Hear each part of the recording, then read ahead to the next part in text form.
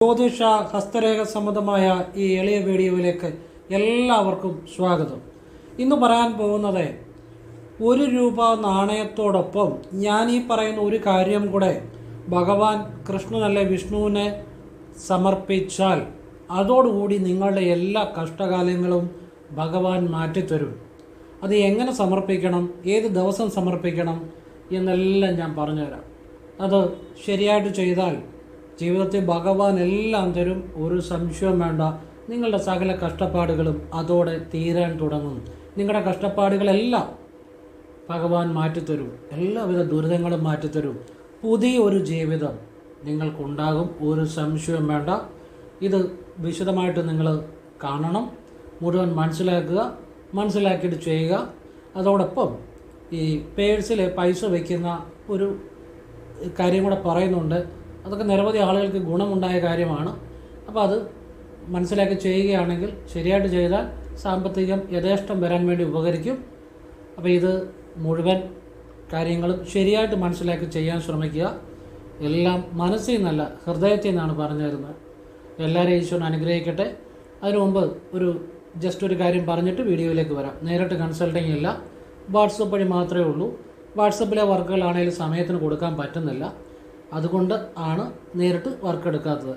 അപ്പോൾ അതുകൊണ്ട് നേരിട്ട് വന്നാലും നോക്കാൻ പറ്റത്തില്ല, പിന്നെ വിളിച്ചാലും കിട്ടത്തില്ല. മിക്കവാറും ഞാൻ ഹസ്തരേഖ, സംഖ്യാജ്യോതിഷം, ഗ്രഹനില, പിന്നെ പ്രാണായാമം, ക്രിയായോഗ, ശിവവിദ്യ പല കാര്യങ്ങളിലായിരിക്കും. അതുകൊണ്ടാണ് ഫോൺ എടുക്കാത്തതിൻ്റെ കാര്യം.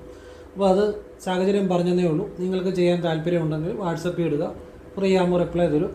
അതും കുറച്ച് ആളുകളുടെ മാത്രമേ ചെയ്യാൻ പറ്റത്തുള്ളൂ. എങ്ങനെ ചെയ്യുന്നതെന്ന് പറയും. ഞാൻ നല്ല കാര്യങ്ങൾ മാത്രമേ പറയത്തുള്ളൂ, ക്ഷേത്രത്തിലേക്കുള്ള, പിന്നെ നല്ല പ്രാർത്ഥനകളും അതൊക്കെ ആവർത്തിച്ച് ചെയ്യേണ്ടി വരും, ചെയ്യേണ്ട രീതി ചെയ്യേണ്ടി വരും. അങ്ങനെയൊക്കെ താല്പര്യമുള്ളവർ ചെയ്യുക, അല്ലാതെ ചെയ്യാതിരിക്കുക.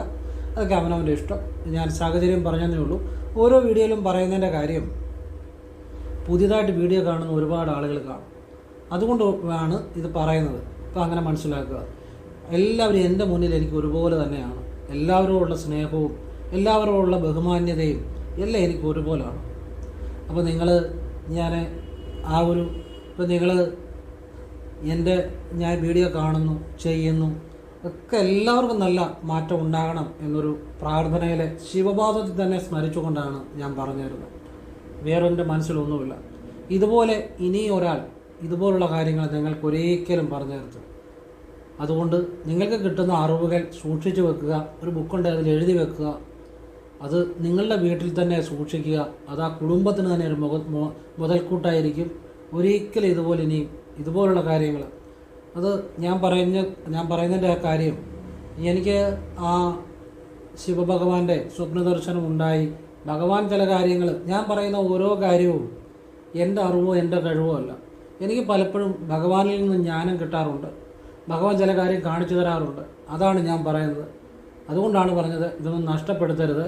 ഇനി ഇതുപോലെ ആരും ഒരിക്കലും ഇനിയുള്ള കാര്യങ്ങൾ പറഞ്ഞു തരത്തില്ല. അപ്പോൾ അത് ഞാൻ ഭഗവാന്റെ ഭാഗത്തിൽ തന്നെ സമർപ്പിക്കുന്നു. എല്ലാം ഭഗവാന്റെ മഹത്വമാണ്, വേറെ ഒന്നുമില്ല. നിങ്ങളെല്ലാവരും ഭഗവാൻ അനുഗ്രഹിക്കട്ടെ എന്നൊരു പ്രാർത്ഥനയേ ഉള്ളൂ. ശുഭോഹം. വിഷയത്തിലേക്ക് വരികയാണ്.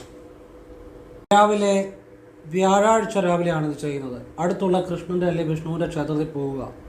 ₹1 നാണയം നിങ്ങളുടെ കൈ ഒന്ന് പൈപ്പിലെ വെള്ളത്തിലൊന്ന് നനച്ചിട്ട് ₹1 നാണയം കയ്യിൽ പിടിച്ച്, അതിൻ്റെ കൂടെ ഒരു തുളസി ഇലയും കൂടെ പിടിച്ച് നിങ്ങൾ ഭഗവാനെ പ്രാർത്ഥിച്ച്, ഭഗവാന്റെ കൃപ നിങ്ങൾക്കുണ്ടാകണം, എൻ്റെ ജീവിതത്തിലേക്ക് ഭഗവാന്റെ അനുഗ്രഹം ഉണ്ടാകണം, ഭഗവാനെ പൂർണ്ണമായിട്ട് ഞാൻ മനസ്സിൽ സമർപ്പിക്കുന്നു, ഭഗവാനെ എന്നെ സഹായിക്കണേ, എന്നെ എൻ്റെ കുടുംബത്തെയും, അങ്ങനെ ഒരു വാചകം പറയണം, എന്നെ എൻ്റെ കുടുംബത്തെയും രക്ഷപ്പെടുത്തണേ. കുടുംബത്തേനും കൂടെ ചേർത്ത് പ്രാർത്ഥിക്കുമ്പോഴാണ് നമ്മുടെ കുടുംബപരമായ ദോഷങ്ങൾ മാറത്തുള്ളൂ. കാരണം നമ്മുടെ കുടുംബത്തിലുള്ളവരെല്ലാം നല്ല കാര്യങ്ങൾ ചെയ്ത ആളുകളായിരിക്കണമെന്നില്ലല്ലോ, മനുഷ്യനാണല്ലോ. അപ്പോൾ അതുകൊണ്ട് ആ കുടുംബത്തിലുള്ള ഏതൊരാളുടെ പ്രവൃത്തിയും നമ്മളെ ബാധിക്കും. അതുകൊണ്ട് എന്നെ എൻ്റെ കുടുംബത്തെ രക്ഷപ്പെടുത്തണം എന്ന് പ്രാർത്ഥിച്ച് ₹1 നാണയം ഒരു തുളസിയിലയും കൂടെ കയ്യിൽ വെച്ച് നന്നായിട്ട് പ്രാർത്ഥിച്ച് മനസ്സ് മുഴുവൻ ഭഗവാനിൽ ചെല്ലണം. ആ സമയത്ത് വേറെ ഒരു ചിന്തയും പാടില്ല. ഈ ഭഗവാനോടുള്ള പ്രാർത്ഥനയും ഭക്തിയും മാത്രമേ പാടുള്ളൂ. ഭഗവാനെ, എനിക്ക് സമ്പത്തും ഐശ്വര്യവും നൽകണേ, എൻ്റെ ജീവിതത്തിലേക്ക് ഭഗവാൻ അനുഗ്രഹം ഉണ്ടാകണേ, എനിക്ക് അന്നന്ന് കഴിയാനുള്ള സമ്പത്തും ഐശ്വര്യവും ഭഗവാൻ നൽകണേ, ഭഗവാനെ അവിടുത്തെ എല്ലാ അനുഗ്രഹങ്ങളും എനിക്ക് എന്നും ഉണ്ടാകണേ, ഭഗവാൻ എല്ലാത്തിനും നന്ദി എന്ന് പ്രാർത്ഥിച്ച ശേഷം ഇത് നടക്കി വെച്ചിട്ട് തിരുമേനോട് പറയാം ഭഗവാന്റെ പാദത്തിലേക്ക് വയ്ക്കാൻ പറയണം. തിരുമേനിക്ക് ഒരു ദക്ഷിണയും കൂടെ കൊടുത്തേക്കണം. ഇത് വ്യാഴാഴ്ച ദിവസം രാവിലെ ചെയ്യുക. ജീവിതത്തിൽ വലിയ അനുഗ്രഹങ്ങൾ ഉണ്ടാകും, ഒരു സംശയമാണ്. ഇത് കഴിഞ്ഞ് നിങ്ങൾക്ക് നെയ്വിളക്ക് തെളിയിച്ച് കരഞ്ഞ് പ്രാർത്ഥിക്കാം മനസ്സുകൊണ്ട്. നിങ്ങൾക്ക് എന്തും ചെയ്യാം, അത് ഏറ്റവും ശ്രേഷ്ഠമാണ്. ഇത് കഴിഞ്ഞൊരു നെയ്വിളക്കൂടെ തെളിയിച്ച് മനസ്സുകൊണ്ട് കരഞ്ഞ് പ്രാർത്ഥിച്ച്, അവിടെ നിന്ന് കരയാനല്ല, മനസ്സുകൊണ്ട് കരഞ്ഞ് പ്രാർത്ഥിച്ച് വെച്ചാൽ അപാരമായ സമ്പത്തും ഐശ്വര്യവും ഉണ്ടാകും. തീരാ ദുരിതങ്ങൾ മാറും, കടബാധ്യതകൾ മാറും. എത്രയോ വർഷങ്ങളായിട്ടുള്ള കുടുംബ ദുരിതങ്ങൾ എല്ലാം മാറിക്കിട്ടും. ഒരു വഴിയില്ലാത്തവർക്കും ഭഗവാൻ ഒരു വഴി കാണിച്ചു കൊടുക്കും. അവരുടെ സകലവിധ ശത്രുദോഷങ്ങളെ, തടസ്സങ്ങളെ, പ്രതിസന്ധികളെ, സാമ്പത്തികമായ ബ്ലോക്ക്, കടബാധ്യതകളെ എല്ലാം ഭഗവാന്റെ അനുഗ്രഹം കൊണ്ട് വളരെ പെട്ടെന്ന് മാറിക്കിട്ടും. ഭഗവാൻ ഒന്ന് ദൃഷ്ടി അവരിൽ പതിപ്പിച്ചാൽ അവിടെ തീർന്ന പ്രശ്നങ്ങൾ, അവിടെ തീർന്നു നിങ്ങളുടെ സംശയങ്ങൾ, അവിടെ തീർന്നു നിങ്ങളുടെ ആശങ്കകൾ, അവിടെ തീർന്നു പ്രാരാബ്ധങ്ങൾ. ഈ ഭഗവാന്റെ സഹായം ഉണ്ടായതിനപ്പുറത്തൊന്നുമില്ല. ഈ 1 രൂപ നാണയത്തിൻ്റെയും ഈ തുളസിയിലയും ചേർത്തുള്ള വിദ്യ അപാരമായ ഭഗവാന്റെ അനുഗ്രഹം ഉണ്ടാകുന്ന ഒരു കാര്യമാണ്. ഈ വ്യാഴാഴ്ച രാവിലെ നിങ്ങൾ കുളിച്ചൊരു 10 മിനിറ്റിനുള്ളിൽ നിങ്ങൾ അടുത്തുള്ള കൃഷ്ണൻ്റെ അല്ലെങ്കിൽ വിഷ്ണുവിൻ്റെ ക്ഷേത്രത്തിൽ ചെന്ന് ചെയ്താൽ അച്ചട്ട ബലം, ചെയ്തവർക്ക് ബലം ഉണ്ടായിട്ടുണ്ട്. കാരണം കുളിച്ചൊരു 10 മിനിറ്റിനുള്ളിൽ ഇത് ചെയ്യാൻ പറഞ്ഞതിൻ്റെ കാര്യം, അത് കഴിഞ്ഞ് നെയ്വിളക്കൂടെ തെളിയിച്ചോണം കേട്ടോ. അപ്പം അത് കഴിഞ്ഞ് പറ്റുമെങ്കിൽ ഒരു പൈ ചില്ലറ നിങ്ങൾ ക്ഷേത്രം വിടുന്നതിന് മുമ്പായിട്ട് നിങ്ങളുടെ വലത് കൈയിൽ പിടിച്ച് പ്രാർത്ഥിച്ച ഭഗവാനെ സമ്പത്ത് നൽകണേ, ഭഗവാനെ എന്നെ സഹായിക്കണേ, അനുഗ്രഹിക്കണേ എന്ന് പറഞ്ഞ് പ്രാർത്ഥിച്ച് പിന്നെ ഇത് കണ്ണുകൊണ്ട് നോക്കാതെ ക്ഷേത്ര കാണിക്കയിൽ മുന്നിലുള്ള കാണിക്ക ഇട്ടിട്ട് പിന്നെ തിരിഞ്ഞു നോക്കാതെ എന്ന് വെച്ചാൽ മുന്നോട്ട് ഭഗവാനെ നോക്കാതെ തന്നെ മിണ്ടാതെ ഉരിയാടെ അവിടെ നിന്ന് ഇറങ്ങിപ്പോരുക. അതുകൂടെ ചെയ്താൽ, ഇത് വ്യാഴാഴ്ചകളിൽ ആവർത്തിച്ചാൽ ഒരിക്കലും ഭഗവാൻ നിങ്ങളുടെ ഏത് ആപത്തിലും നിങ്ങളെ പിടിച്ചുയർത്തും. എത്ര പ്രതിസന്ധികളിലും നിങ്ങളെ ഭഗവാൻ പിടിച്ചുയർത്തും. അറിയാമല്ലോ, ഭഗവാൻ കൃഷ്ണൻ അല്ലെങ്കിൽ വിഷ്ണുവിൻ്റെ അനുഗ്രഹം ഉണ്ടായാൽ ജീവിതത്തിൽ ഒരിക്കലും പുറകോട്ട് പോകത്തില്ല. അത് തന്നതാണ്. പിന്നെ ചിലപ്പോൾ അല്പം ഇച്ചിരി പരീക്ഷിക്കും, ചിലപ്പോൾ കുറച്ച് വ്യാഴാഴ്ചകൾ ആവർത്തിക്കേണ്ടി വരാം, ചിലർക്ക് പെട്ടെന്ന് തന്നെ ഫലം കിട്ടാറുമുണ്ട്. പക്ഷെ തന്നതാണ്, അതിൻ്റെ അകത്ത് അപ്പുറമൊന്നുമില്ല. പിന്നെ നിങ്ങൾക്ക് പുറകോട്ട് ജീവിതത്തിൽ പോകേണ്ട കാര്യം വരത്തില്ല. അപ്പം അങ്ങനെയുള്ള കാര്യങ്ങളാണ് ഞാൻ പറഞ്ഞു തരുന്നത്. ഒരാളുടെ ജീവിതത്തിൽ ഒരു മാറ്റം ഉണ്ടായാൽ എന്നും അവർക്ക് ഉയർച്ച ഉണ്ടാകണം. ആ ഒരു പ്രാർത്ഥനയോടെ, ആ ഒരു ചിന്തയോടെ, മനസ്സിൽ നിന്നല്ല ഹൃദയത്തിൽ നിന്നാണ് നിങ്ങൾക്ക് പറഞ്ഞു തരുന്നത്. അപ്പോൾ അത് നിങ്ങളത് ശരിയായിട്ട് മനസ്സിലാക്കി ചെയ്യുക. ഇപ്പം 10 മിനിറ്റിനുള്ളിൽ നിന്ന് ഞാൻ പറഞ്ഞതിൻ്റെ കാര്യം എന്ന് വെച്ചാൽ നിങ്ങൾ ഓടിയൊന്നും ധൃതി വെച്ച് വീഴുകയൊന്നും ചെയ്യരുത്. നിങ്ങൾ അടുത്തുള്ള ക്ഷേത്രത്തിൽ പോവുക. 10 മിനിറ്റിനുള്ളിൽ പോകാൻ പറ്റും. ഇനി അല്പം 10 മിനിറ്റിനുള്ളിൽ പോകാൻ പറ്റുന്ന ക്ഷേത്രം ഉണ്ടെങ്കിൽ അവിടെ പോവുക, അല്ലെങ്കിൽ ഒരു ഓട്ടോ പിടിച്ച് പോവുക, അല്ലെങ്കിൽ വീടിനടുത്താണെങ്കിൽ അവിടെ പോവുക. 10 എന്നുള്ള 15 ആയാലൊന്നും കുഴപ്പമില്ല കേട്ടോ. ഞാൻ പറഞ്ഞതിൻ്റെ കാര്യം, കുളിച്ച് കഴിഞ്ഞ് വസ്ത്രം കൊടുത്ത് തലയെല്ലാം ചെയ്ത് പോയാൽ മതി, വൃത്തിയായിട്ട് പോയാൽ മതി. പക്ഷേ കുളിച്ച് കഴിഞ്ഞൊരു 10 മിനിറ്റിനുള്ളിൽ നമ്മുടെ ശരീരത്തെ ആ ജലാംശം നമുക്ക് തന്നെ ഫീൽ ചെയ്യും. പറഞ്ഞാൽ മനസ്സിലായി. അപ്പോൾ ജലാംശത്തോടു കൂടി ചെയ്യുന്ന പ്രാർത്ഥന അക്ഷട്ട ബലം ഉണ്ടാകും. അപ്പം നമ്മുടെ ശരീരത്തിൽ ആ ജലാംശം ഉണ്ടാകുമ്പോൾ നമ്മുടെ മനസ്സിന് നല്ല ഉണർവാണ്. നമ്മൾ ആ പ്രസൻറ്റ് മൊമെൻറ്റിലാണ്, അപ്പോൾ നമ്മൾ ആ നിമിഷത്തിലാണ്. മൈൻഡ്ഫുൾനെസ് ഉണ്ട്. നമുക്ക് നല്ലൊരു ഉണർവാണ്. ആ ഉണർവോടുകൂടി നമുക്ക് ആ വഴിപാട് സമർപ്പിച്ചാൽ പെട്ടെന്ന് ബലം ഉണ്ടാകുന്നത്. അതാണ് അതിൻ്റെ രഹസ്യം. അപ്പോഴേ ഇതിങ്ങനെ ചെയ്യുക, വ്യാഴാഴ്ച ചെയ്യുക, വ്യാഴാഴ്ചകൾ തോറും ആവർത്തിക്കുക, രാവിലെ തന്നെ ചെയ്യുക. കുളി കഴിഞ്ഞൊരു 10 മിനിറ്റിനുള്ളിൽ പോയി ചെയ്യാൻ ശ്രമിക്കുക. തുളസി ഇല നിങ്ങൾ ഒരു തുളസി ഇലയും കൂടെ അതിൻ്റെ കൂടെ വെക്കണം, അപ്പോഴതിൻ്റെ ബലം ഉണ്ടാകുന്നത്. ഒരു തുളസി ഇലയുടെ പുണ്യമെന്ന് പറഞ്ഞാൽ എത്ര തലമുറ അനുഭവിച്ചാലും തീരത്തില്ല എന്ന് അറിയുക. ഒരു തുളസി ഇലയുടെ പുണ്യം പറഞ്ഞാൽ മനസ്സിലായോ? അത് മനസ്സിലാക്കി സമർപ്പിക്കുക. എത്ര തലമുറ അനുഭവിച്ചാലും തീരാത്തത്ര പുണ്യം ഒരു തുളസിയില സമർപ്പിച്ചാൽ കിട്ടും. അതെപ്പോഴും ഓർത്തോളുക. അപ്പോൾ അത് ഒന്ന് കൈയും കാലും മുഖം ഒന്ന് കഴുകിയിട്ടല്ലേ പൈപ്പിലൊന്ന് വെള്ളം തൊട്ടിട്ട് വേണം ഇത് ചെയ്യാൻ കേട്ടോ. ജലാംശത്തോടു കൂടി ചെയ്യാൻ. പിന്നെ കുളി കഴിഞ്ഞൊരു 10 മിനിറ്റിനുള്ളിൽ പോയി ചെയ്യുകയാണെങ്കിൽ പെട്ടെന്ന് ബലം ഉണ്ടാകും. വ്യാഴാഴ്ചകൾ ആവർത്തിക്കുക. നിങ്ങൾ സാധിക്കുന്ന പോലെ ചെയ്യുക, നിങ്ങളുടെ സൗകര്യം പോലെ ചെയ്യുക. കൂടുതൽ ആവർത്തിച്ചവർക്ക് ബലം ഉണ്ടായിട്ടുണ്ട്, വലിയ രീതിയിൽ ജീവിതം മാറിയിട്ടുണ്ട്. ഏത് കാര്യത്തിനും ഒരു പ്രശ്ന പരിഹാരം ഉണ്ടാക്കി തരും ഭഗവാൻ. എന്ന് മാത്രമല്ല, ഭഗവാൻ വലിയ ഐശ്വര്യങ്ങൾ തരും എന്നുള്ളതാണ് അനുഭവത്തിൻ്റെ അടിസ്ഥാനത്തിൽ ഞാൻ പറയാനുള്ളത്. അപ്പോൾ അത് നിങ്ങൾ പ്രയോജനപ്പെടുത്തുക. നമ്മൾക്ക് ഏതെങ്കിലും ഒരു മന്ത്രം ചൊല്ലി ബലമുണ്ടായെങ്കിൽ, ഏതെങ്കിലും ഒരു വഴിപാട് ചെയ്ത് അത് ബലമുണ്ടായെങ്കിൽ അത് നമ്മൾ നിർത്തരുത്, ഇടയ്ക്കിടയ്ക്ക് തുടരണം. അത് നമ്മൾ അതിൻ്റെ അനുഗ്രഹം കളയരുത്. നമുക്കൊരു മന്ത്രമാണേലും ഒരു വഴിപാടാണേലും ഫലം കിട്ടിയതാണെങ്കിൽ അത് നമ്മൾ ഇടയ്ക്കിടയ്ക്ക് ആവർത്തിക്കണം. അതൊരിക്കലും കൈവിട്ട് കളയരുത്. നമ്മളത് കൈവിട്ട് പോയാൽ പിന്നെ ആ അനുഗ്രഹം നമ്മൾക്ക് അതുപോലെ കിട്ടത്തില്ല കേട്ടോ. ആ ഒരു രഹസ്യം മനസ്സിലാക്കിക്കണം. നിങ്ങൾ ഏത് ദേവനെ അല്ലെ ദേവിയെ വിളിച്ചാൽ നിങ്ങൾക്കൊരു അനുഗ്രഹം ജീവിതത്തിൽ വന്നിട്ടുണ്ടെങ്കിൽ അവരെ നിങ്ങൾ ജീവിതത്തിലുടനീളം ഇടയ്ക്കിടയ്ക്ക് വിളിച്ചുകൊണ്ടിരിക്കണം, അല്ലെങ്കിൽ ദിവസവും വിളിച്ചുകൊണ്ടിരിക്കണം. അത് വലിയ മാറ്റം ജീവിതത്തിൽ വരുത്തും. കാരണം അത് നമ്മൾ കുറേ നാൾ മുടക്കി കഴിഞ്ഞ് പിന്നെ വിളിച്ചാൽ ആ ഒരു അനുഗ്രഹം അതുപോലെ കിട്ടണമെന്നില്ല. അതൊരു രഹസ്യമാണ്. കാരണം ഉപാസനയുടെ ഒരു രഹസ്യം അതാണ്. നമ്മളൊരു ഉപാസന അല്ലെങ്കിൽ ഒരു മന്ത്രം ചെയ്ത് നമുക്ക് അതിൻ്റെ ഒരു സിദ്ധി വന്നാൽ അത് നമ്മൾ ജീവിതത്തിലുടനീളം അത് ഇങ്ങനെ ആവർത്തിച്ചുകൊണ്ടിരിക്കും. കാരണം പിന്നെ നമ്മളത് മുടങ്ങിക്കഴിഞ്ഞാൽ അത് നമ്മൾ പോയി കഴിഞ്ഞാൽ നമ്മളത് ചെയ്യാതിരുന്ന് കഴിഞ്ഞാൽ പിന്നെ അതുപോലുള്ളൊരു കണക്ഷൻ ആ ദേവതയുമായിട്ട് കിട്ടണമെന്നില്ല. അങ്ങനെ ഒരു കാര്യമുണ്ട്. അതുകൊണ്ട് നിങ്ങൾക്ക് ഫലം കിട്ടിയ കാര്യങ്ങൾ ഇടയ്ക്കിടയ്ക്ക് സാധിക്കുന്ന പോലെ ആവർത്തിക്കണം. ഫലം കിട്ടിയ മന്ത്രങ്ങൾ ഇടയ്ക്കിടയ്ക്ക് ആവർത്തിക്കണം. ഞാൻ ഏതൊരു കാര്യവും നമുക്കൊരു വഴി കാട്ടാൻ ഒരാൾ വേണം. എന്നാലേ നമുക്ക് കറക്റ്റായിട്ട്, കാരണം നമുക്ക് എല്ലാ കാര്യങ്ങളും അറിയത്തില്ല. അപ്പോൾ നമുക്കറിയാവുന്ന കാര്യങ്ങൾ പലത് പറഞ്ഞു തരുന്നു. ഇപ്പം എനിക്ക് എൻ്റെ ഗുരുനാഥന്മാരല്ലേ, ഞാൻ കണ്ട ഋഷീശ്വരന്മാരല്ലേ, മഹർഷീശ്വരന്മാരല്ലേ, അങ്ങനെയുള്ളവർ, അല്ലെ സന്യാസ തുല്യമായ ആളുകൾ, അങ്ങനെ അല്ലെ നന്മയുള്ള ആളുകൾ, ഇതിനൊക്കെ പലരെയും നമുക്ക് പലതും കിട്ടുന്നത് എന്ന് പറഞ്ഞ പോലെ നിങ്ങൾക്കാണേലും എന്നാലാകുന്ന എല്ലാ നല്ല കാര്യങ്ങളും ഞാൻ പറഞ്ഞു തരുന്നുണ്ട്. അപ്പോൾ അത് നിങ്ങൾക്ക് ഈശ്വരൻ തരുന്ന ഒരു അനുഗ്രഹമായിട്ട് വിചാരിക്കുക. ഇനിയും ഒരു കാര്യം പറഞ്ഞുതരാം. രാവിലെ എഴുന്നേറ്റ ഉടനെ നിങ്ങൾ കൈയും കാലും മുഖവും ഒന്ന് കഴുകിയ ശേഷം നിങ്ങൾ അല്ലെ ജസ്റ്റ് കയ്യിലൊന്ന് വെള്ളം തൊട്ടാലും മതി, അധികം തൊടണ്ട, ഒരു തുള്ളി വെള്ളം ഒന്ന് തൊട്ടാലും മതി.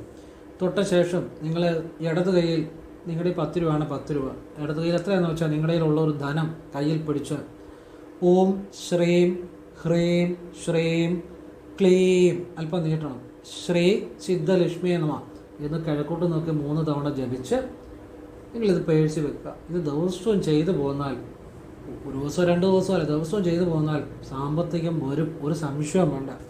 അപ്പോൾ നിങ്ങളത് ചെയ്യാൻ ശ്രമിക്കുക. അത് വലിയൊരു ഒരു മാറ്റം ഉണ്ടാകുന്ന ഒരു കാര്യമാണ്.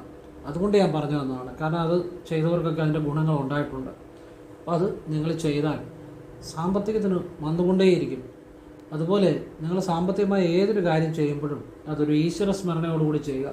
ഞാൻ പറഞ്ഞു, ഈ പേഴ്സിന് ഈ മൊബൈലിൻ്റെ കവറ് ഇത്തിരി കവറ് ഉപയോഗിക്കുക. അതിൻ്റെ അകത്ത് ഇങ്ങനെ ATM കാർഡ് വെക്കുക. ATM കാർഡ് എപ്പോഴും നിങ്ങൾ ATM കാർഡ് എടുക്കുമ്പോൾ വലത് കൈ കൊണ്ട് ഓം കൃഷ്ണായ നമ ജപിച്ച് എടുക്കുക. വെക്കുമ്പോൾ ഇടത് കൈ കൊണ്ട് ഓം കൃഷ്ണായ നമ ജപിച്ച് ATM കാർഡ് വെക്കുക. ഈ ഒരു കാര്യം ശ്രദ്ധിച്ചവർക്ക് തന്നെ സാമ്പത്തികം ഉണ്ടായിട്ടുണ്ട്. അപ്പോൾ ഞാൻ ഈയിടെ കുറച്ച് നാളും ഒരു ഓട്ടോ ഓടിക്കുന്ന ഒരാളുടെ അനുഭവം ഞാൻ പറഞ്ഞായിരുന്നു. അതുപോലെ സാമ്പത്തികം വരും. അപ്പോൾ അത് അവർക്കൊക്കെ ഒരു മാറ്റങ്ങൾ ഉണ്ടായ കാര്യമാണ്. അതുപോലെ ഈ പേഴ്സിൽ ഈ പേഴ്സിലല്ല, ഈ മൊബൈലിൻ്റെ കവറിനുള്ളിൽ ഇങ്ങനെ ATM കാർഡ് ഈ രീതി വെച്ചവർക്ക് തന്നെ സാമ്പത്തികങ്ങൾ ഉണ്ടായ നിരവധി അനുഭവങ്ങളുണ്ട്. ഇപ്പോൾ ഈശ്വര സ്മരണയോടുകൂടി സാമ്പത്തിക കാര്യങ്ങൾ കൈകാര്യം ചെയ്യുക. അത് ഇടത് കൈ വലത് കൈ ശരനൂൽ വിദ്യയാണ്. ഇടത് കൈ കൊണ്ട് വെക്കണം എന്ന് പറഞ്ഞാൽ ഇടത് കൈ പ്രവർത്തിക്കുമ്പോൾ റൈറ്റ് ബ്രെയിനാണ് ആക്റ്റീവ് ആകുന്നത്. റൈറ്റ് ബ്രെയിനാണ് വിഷ്വലൈസേഷനിലാണ് എല്ലാം ഇരിക്കുന്നത്, ഭാവനയിലാണ് എല്ലാം ഇരിക്കുന്നത്. സങ്കല്പമാണ് ബ്രഹ്മം. ആ ഭാവന ശരിയായി വിനിയോഗിക്കാൻ സാധിക്കുന്നവൻ്റെ കയ്യിലോട്ടാണ് പ്രപഞ്ചബോധം പ്രവർത്തിക്കുന്നത്, അവൻ്റെയിലേക്കാണ് സമൃദ്ധി വരുന്നത്. അപ്പോൾ ഇടത് ബ്രെയിൻ എന്ന് പറഞ്ഞാൽ ലോജിക്ക്, അരിത്തമാറ്റിക്, കാൽക്കുലേഷനാണ്. അപ്പം അത് കൊണ്ടാണ് ഇടത്ത് കൈ കൂടുതൽ നമ്മൾ പ്രയോജനപ്പെടുത്തുന്നതിൻ്റെ ഒരു കാര്യം. അതൊക്കെ ചില സൂക്ഷ്മ വിദ്യകളാണ്. പിന്നെ വലത് കൈ പ്രയോജനപ്പെടുത്തുന്നിടത്ത് വലത് കൈ പ്രയോജനപ്പെടുത്തണം. നമ്മളൊരാൾക്ക് പൈസ കൊടുക്കുന്നു, അപ്പോൾ അത് വലത് കൈ കൊണ്ട് കൊടുക്കുക. മേടിക്കുമ്പോൾ ഇടത്ത് കൈ കൊണ്ട് മേടിക്കുക. ഇനി വലത് കൈ കൊണ്ടാണ് മേടിക്കുന്നെങ്കിൽ ഇടത്ത് കൈയിൽ വെച്ച് ഓം കൃഷ്ണായ നമ ജപിച്ച് ഇടത് കൈ കൊണ്ട് തന്നെ പേഴ്സിൽ വെക്കുക. ഇനി നിങ്ങളിരിക്കുന്നതിൻ്റെ ഇടതുവശത്ത് നിങ്ങളുടെ പണം വയ്ക്കുന്ന പെട്ടി വയ്ക്കുക. ഈ ബിസിനസ്സൊക്കെ ചെയ്യുന്നവർ, നിങ്ങൾ പൈസ ഇടത് കൈയിൽ പിടിച്ച് ഓം കൃഷ്ണായ നമ ജപിച്ച് ആ പണം നിങ്ങളുടെ ഡ്രോയിലിടുക. ഇതൊക്കെ ഒരുപാട് ജീവിതങ്ങൾ മാറ്റിയ കാര്യങ്ങളാണ്. നിങ്ങൾക്ക് ആവശ്യം പോലെ ചെയ്യുക. ജീവിതത്തിൽ വലിയ ഗുണം തരുന്ന കാര്യങ്ങളാണ്. ഇനിയിപ്പോൾ ഞാൻ പറയാൻ പോകുന്ന ഒരു കാര്യം, ഞാൻ ഈയിടെ ഒരു പുസ്തകം വായിച്ചാൽ, അപ്പോൾ അത് ഞാൻ കഴിഞ്ഞ ഒരു വീഡിയോയിലും പറഞ്ഞു, പക്ഷേ അവസാനമാണ് പറഞ്ഞു, അതുകൊണ്ട് അത് പല ആളുകളും കേട്ടില്ല. അതിൻ്റെ അകത്ത് നല്ലൊരു സന്ദേശമുണ്ട്, അതുകൊണ്ട് ഞാൻ ഒന്നുകൂടെ അത് പറയാം കേൾക്കാത്തവർക്ക് വേണ്ടി. അത് ഡോക്ടർ സോണിയ ചെറിയാൻ്റെ, അവർ പട്ടാളത്തിലെ ലെഫ്റ്റനൻറ്റ് കേണലായിരുന്നു, ഡോക്ടറായിരുന്നു. ഇന്ത്യൻ റെയിൻബോ എന്നൊരു പുസ്തകമുണ്ട്. അവരുടെ ഈ ഓർമ്മക്കുറിപ്പുകളാണ്. ഞാൻ സാധാരണ രീതിയിൽ പുസ്തകങ്ങൾ അങ്ങനെ കുറവ് വായിക്കുന്ന സമയം കിട്ടാറില്ല. ഇനി വായിക്കുവാണെങ്കിൽ തന്നെ ആത്മകഥ, ഓർമ്മക്കുറിപ്പ് അങ്ങനെയുള്ള കാര്യങ്ങളാണ് കൂടുതലും എനിക്ക് താല്പര്യം വായിക്കാൻ. നോവല് അങ്ങനെയുള്ള കാര്യങ്ങൾ അങ്ങനെ ഞാൻ വായിക്കാറില്ല. എൻ്റെ ഒരു താല്പര്യം അങ്ങനെയാണ്. ഇത് അവരുടെ ഓർമ്മക്കുറിപ്പുകളാണ്. അപ്പോൾ അത് വായിച്ചപ്പം അതിൻ്റെ അകത്തുള്ള ഒരു പറയുന്ന ഒരു സംഭവമുണ്ട്. ഇത് അവരുടെ അനുഭവത്തിൽ വന്ന കാര്യങ്ങളാണ് ഇതിൻ്റെ അകത്ത് എഴുതിയിരിക്കുന്നത്. അതാണല്ലോ ഓർമ്മക്കുറിപ്പുകൾ എന്ന് പറയുന്നത്. നാഗാലാൻഡിൽ ജോലി ചെയ്യുമ്പോൾ കെത്തോ എന്ന് പറയുന്ന ഒരു പയ്യൻ അവിടെ മെസ് ബോയ് ആയിരുന്നു. ആ പയ്യന് ചെറുപ്പത്തിലെ ഒരു സ്ത്രീ ഒരു പെൺകുട്ടിയായിട്ട് പ്രണയത്തിലായിരുന്നു. ആ പെൺകുട്ടിയുടെ പേരാണ് ലെനോ. അപ്പോൾ അവർ പ്രായമായപ്പോൾ ലെനോയ്ക്ക് വേറെ ഒരു സ്നേഹബന്ധം ഉണ്ടായി. ആ ലെനോ വേറെ കല്യാണം കഴിച്ചു പോയതിൽ അവർക്കൊരു കുട്ടിയുണ്ടായി. അപ്പം വേറെ കല്യാണം കഴിച്ചു പോയതിൽ ആ ഭർത്താവിന് എയ്ഡ്സ് ആയിരുന്നു. ആ ഭർത്താവ് മരിച്ചു, ലെനോയും മരിച്ചു. ലെനോയ്ക്കുണ്ടായ കുട്ടിക്ക് എയ്ഡ്സാണ്. അങ്ങനെ ആ കുട്ടിയെ വേറെ ഒരു സ്ഥാപനത്തിലാക്കി.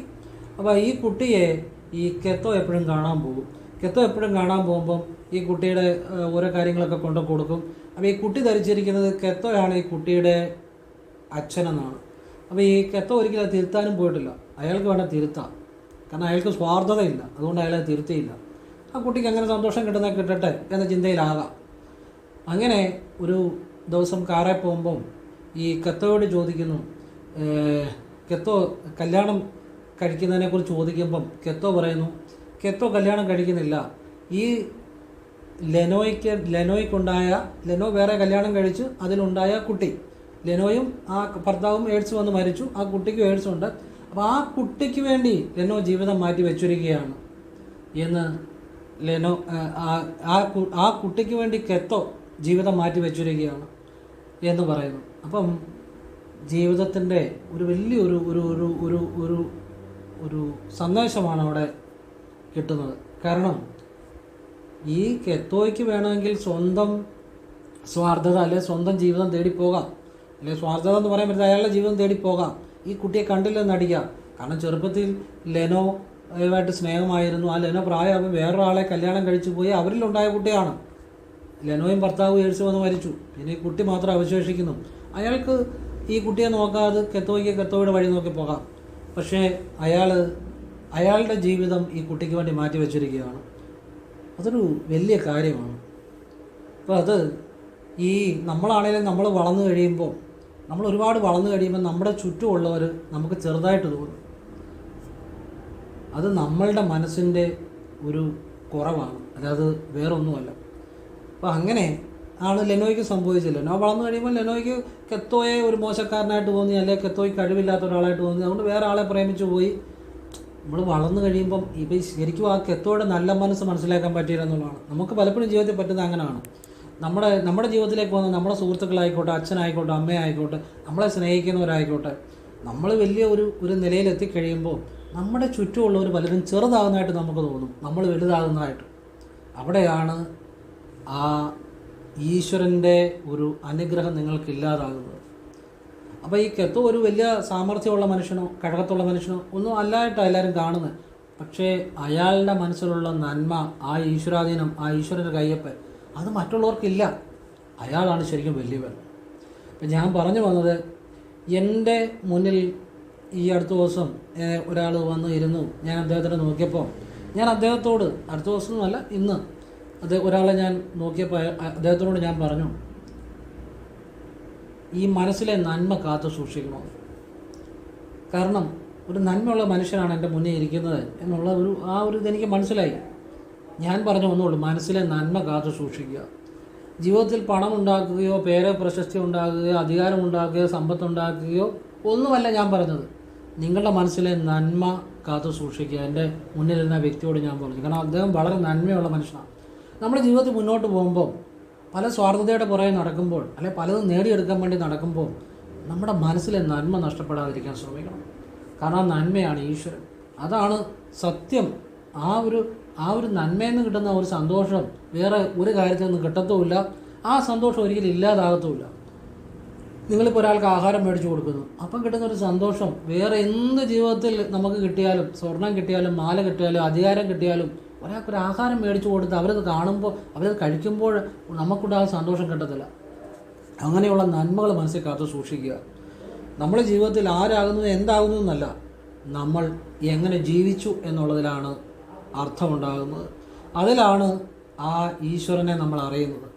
അപ്പം ഞാൻ ഈ കെത്തോയുടെ കഥയല്ല, നടന്ന സംഭവം, ഓർമ്മക്കുറിപ്പിൽ നടന്ന സംഭവമാണ്. നാഗാലാൻഡിൽ ആ ഡോക്ടർ ജോലി ചെയ്തപ്പോൾ അവിടെ ഉണ്ടായ അവരുടെ ഒരു ഓർമ്മക്കുറിപ്പാണ്. അത് വായിച്ചപ്പോൾ അതൊരു വലിയൊരു മാതൃകയായിട്ട് തോന്നി. കെത്തോയെ ഒരു നല്ല മനസ്സിൻ്റെ ഉടമ. അപ്പോൾ ഇത് നമുക്കിപ്പോൾ അതുപോലുള്ള വലിയ മഹാമനസ്കതയൊന്നും പറ്റിയില്ലേ പോലും ജീവിതത്തിലെ ആ നന്മ കളയാതെ സൂക്ഷിക്കുക, അത്രയേ ഉള്ളൂ. അതാണ് ശരിയായിട്ടുള്ള പ്രാർത്ഥന, അതാണ് ശരിയായിട്ടുള്ള ഈശ്വര വിശ്വാസം, അതാണ് ശരിയായിട്ടുള്ള ഈശ്വര ജ്ഞാനം. അതിനെ മനസ്സിലാക്കുക. അത് എനിക്ക് നല്ലൊരു കാര്യമായിട്ട് തോന്നി, ഒരു സന്ദേശമായിട്ട് തോന്നി, അതുകൊണ്ട് പറഞ്ഞതാണ്. നിങ്ങൾക്ക് ഇഷ്ടമുണ്ട് സ്വീകരിക്കുക, അല്ല തള്ളിക്കളയുക. ഞാൻ എൻ്റെ ഒരു അഭിപ്രായം പറഞ്ഞതേ ഉള്ളൂ. നമ്മൾ ഏതൊരു കാര്യത്തിലും പരാജയപ്പെടുന്നുണ്ടെങ്കിൽ നിങ്ങൾ യാതൊന്നുകൊണ്ട് വിഷമിക്കേണ്ട കാര്യമില്ല. പരാജയപ്പെടുക എന്ന് വെച്ചാൽ ഇപ്പോൾ നിങ്ങൾ ആ കാര്യത്തിൽ പരാജയപ്പെട്ടു എന്നതിൻ്റെ അർത്ഥം. എപ്പോഴും പരാജയപ്പെടുന്നതിന് അർത്ഥമില്ല. നിങ്ങൾ ഇപ്പോൾ ആ കാര്യം ചെയ്തത് വേണ്ട രീതിയിലല്ല എന്ന് മാത്രമേ അതിന് അർത്ഥമുള്ളൂ. നാളെ ഒരിക്കൽ അത് വേണ്ട രീതിയിൽ അതിനെക്കുറിച്ച് കുറച്ചുകൂടി പഠിച്ചിട്ട് ചെയ്താൽ ആ കാര്യത്തിൽ വിജയിക്കാൻ പറ്റും. അത്രയേ ഉള്ളൂ. വിഷമിക്കേണ്ട കാര്യമൊന്നുമില്ല. ഞാൻ അങ്ങനെ ഏതൊരു പരാജയത്തെ മനസ്സിലാക്കുന്നത്, നമ്മൾ ഒരു തവണ ചെയ്തു, നമുക്ക് ചിലപ്പോൾ ആ കാര്യം നടന്നില്ല എന്ന് കരുതി നമ്മൾ അടുത്ത തവണ ആ കാര്യത്തെക്കുറിച്ച് കുറച്ചുകൂടി പഠിച്ചിട്ട് ചെയ്താൽ ആ കാര്യം നമുക്ക് ശരിയായിട്ട് നടത്താൻ പറ്റും. അത്രയേ ഉള്ളൂ. അല്ലാതെ പരാജയം എന്നൊരു കാര്യത്തെ ആ രീതിയിൽ നോക്കി കാണാതിരിക്കുക. അത് ഏത് കാര്യത്തിലാണേലും. ഇപ്പം നിങ്ങൾക്കൊരു മോനുണ്ട്, അല്ലെ കുട്ടിയുണ്ട്, അവനെന്തെങ്കിലും തെറ്റ് ചെയ്തു, ഒരു തവണ നമ്മൾ അവനെ ഉപദേശിച്ചു, അല്ലെ നടന്നില്ല, അടുത്ത തവണ നമ്മൾ കുറച്ചുകൂടി അവനെ മനസ്സിലാക്കി കുറച്ചുകൂടി മറ്റൊരു രീതിയിൽ ചിലപ്പോൾ ഉപദേശിച്ച് അവൻ ചിലപ്പോൾ നന്നാവും. അത് ഒന്നും ഉപേക്ഷിക്കരുത്. ഒരു തവണ പരാജയപ്പെട്ടു എന്ന് കരുതി ഒന്നും ക്വിറ്റ് ചെയ്യരുത്, ഒന്നിൽ നിന്ന് പിന്മാറരുത്. വേറൊരു തവണ കുറച്ചുകൂടി മനസ്സിലാക്കി ആ കാര്യത്തെക്കുറിച്ച് കുറച്ചുകൂടി മനസ്സിലാക്കി അത് ചെയ്താൽ നമുക്ക് വിജയിക്കാൻ പറ്റും. ഒരു സംശയം വേണ്ട. അതിപ്പോൾ നിങ്ങളുടെ തൊഴിലിലാണേലും കുടുംബത്തിലാണേലും പ്രാർത്ഥനയിലാണേലും അല്ലാതെ നിങ്ങളിപ്പോൾ ഒരു കാര്യം പ്രാർത്ഥിച്ചു, അത് നിങ്ങൾക്ക് നടന്നില്ലെങ്കിൽ നിങ്ങൾ കുറച്ചുകൂടി അത് ശരിയായിട്ട് ചെയ്യാൻ ശ്രമിച്ചാൽ അത് നടക്കും. സംശയം വേണ്ട. നിങ്ങളൊരു തൊഴിൽ അത് വിജയിക്കുന്നില്ല, അപ്പോൾ നിങ്ങൾ കുറച്ചുകൂടി അതിനെ മനസ്സിലാക്കി ശരിയായിട്ട് ചെയ്യാൻ ശ്രമിച്ചാൽ അത് വിജയം ഉണ്ടാകും. എല്ലാവരെയും ഈശ്വരൻ അനുഗ്രഹിക്കട്ടെ എന്ന് പ്രാർത്ഥിക്കുന്നു. ഓം കൃഷ്ണായ നമഃ. ശിവോഹം.